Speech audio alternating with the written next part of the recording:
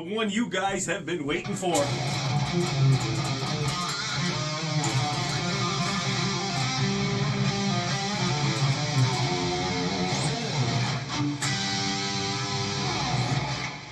Ladies and gentlemen, welcome back to Fulton Street Beats. It's good to see you again. This is what you've been waiting for. This is why you're here. The Hetfield OGV. That's right. A representation of James Hetfield, fake Gibson OGV. That wasn't a Gibson. It was actually an Electra. Well, I think I went cross-eyed a little bit. Hold on. So this is the thing. So this is based off of a 1980 Electra Flying V.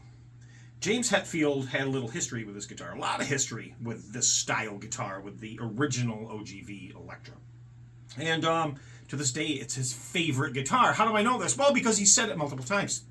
He's actually said he will be buried with it. But the ironic thing about it is it was a made in Japan Gibson knockoff. That's right, it wasn't a real Gibson. It's got a bolt-on neck, and this has been recreated with an actual bolt-on neck.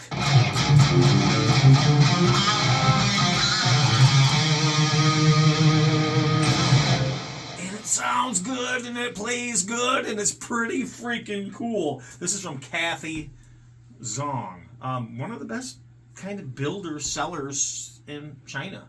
She's been doing a series of guitars that are not logoed as any famous brands. They got their own unique individual personality, such as this SG over here. It says Angus on the headstock, and the Malcolm Gretsch style guitar says Malcolm on the headstock. And as you can see behind me, I'm a Metallica fan. We have the Hammett Greenie up here. Style guitars. We got a bunch of them. I'm a Metallica fan. I like the guitars. This one is cool. And what makes this cool is the relicing. Now I have right here the actual, in the book here, the actual 1980 Electra V, the OGV right here. And it's close, man. I mean, did a really good job. And why wouldn't it be close? Because James Hetfield's guitar wasn't built in Japan. It wasn't a Gibson. It was a bolt-on neck. It was nothing really special. He made it special. And had multiple headstock breaks throughout the years, which have been recreated on this guitar. We have the middle finger, that's right. So when people say, I don't like relics, I don't like knockoff guitars. I love how rock and roll this guitar is, because it says it all, right? This guitar says it all. Fuck it, right? It says it right on it. That's right, just like the original. And if you don't like it, right there, I love it. Now, that's how rock and roll used to be. He didn't care. When he found out it wasn't a real Gibson, he didn't care. It's still his favorite guitar. He still says it. So that's pretty cool. Now, how's the build quality of this guitar? Man, it's got a really slim, fast, D-shaped neck. Slim. The action on this guitar is slammed out of the box on the verge of fret buzz, and not because of high frets, because of how low it is. Although the pickups are labeled EMG, I'm sure they're not EMGs, but man, are they rippers, and they sound so good, as did my Zach Wild style buzzsaw over here also did. And I don't know what's going on with the pickups these days that are coming from her and some other sellers too. Really good pickups, and this is no exception. The layout's correct. People asked me about the white toggle. I had a white one and a black one in my baggie in the thing. I don't know if that was intentional or whatnot, but of course I put the white one on it. Very, very cool.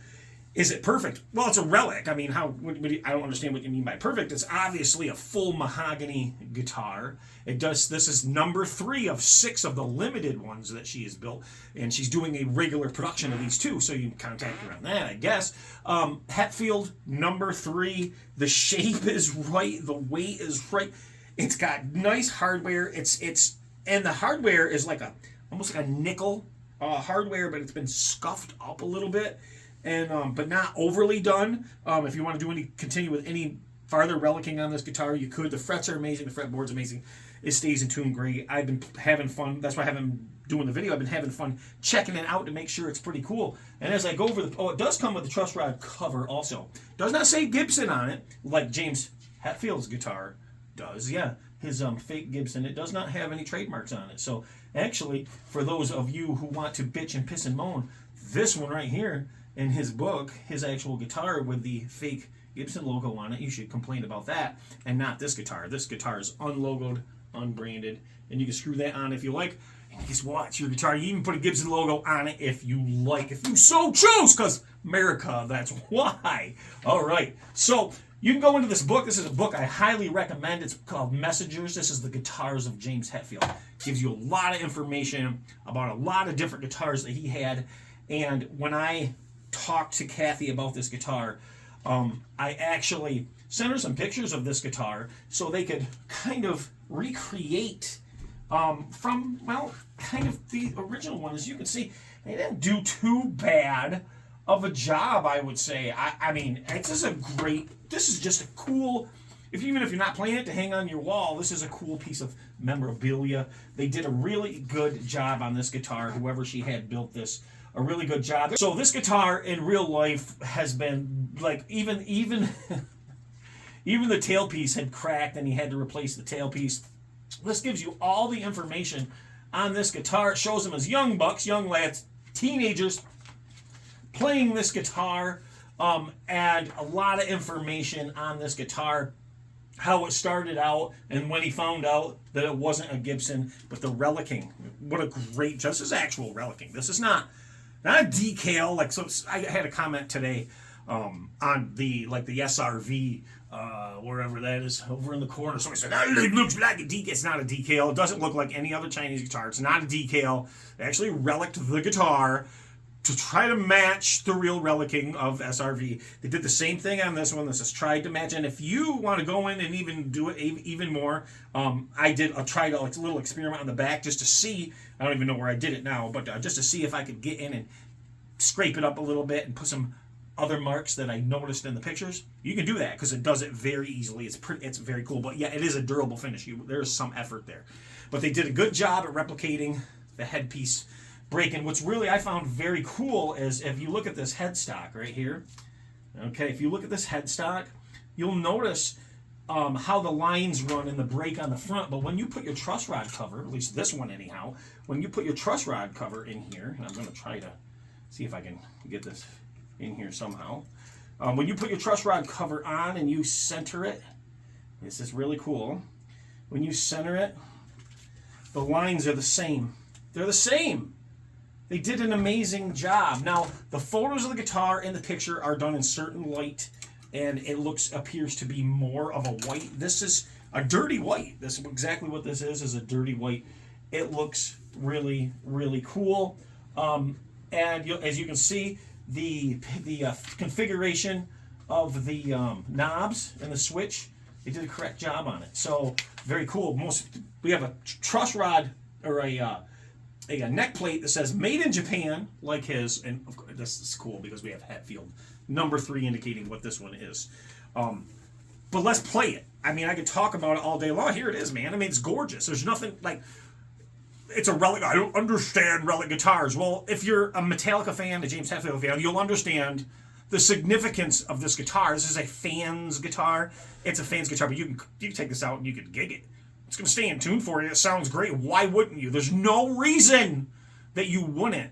You can't say, I would never take that on stage because it's what?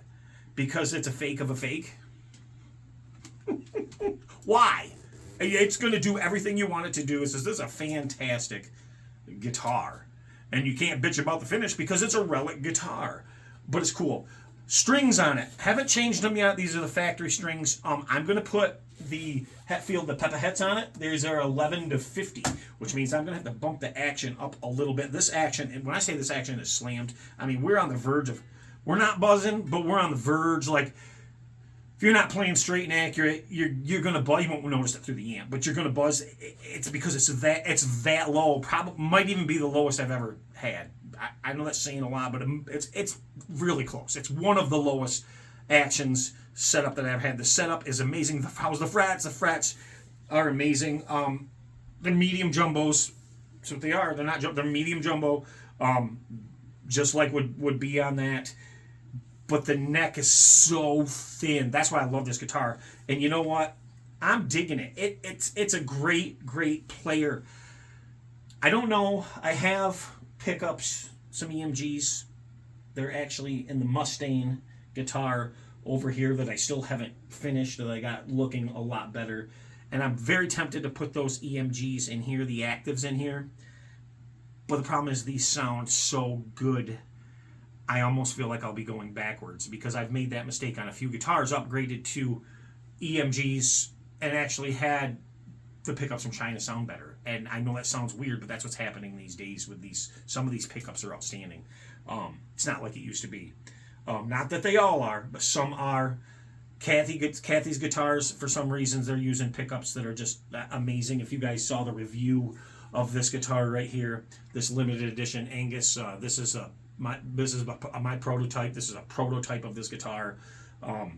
This is the only one that is in existence that is the prototype, not for resale. You can get a version of this guitar now. However, this is the prototype, and this is a really cool relic after a 1970 SG. Yes, differences, and it does say Angus, not a Gibson, just a tribute guitar.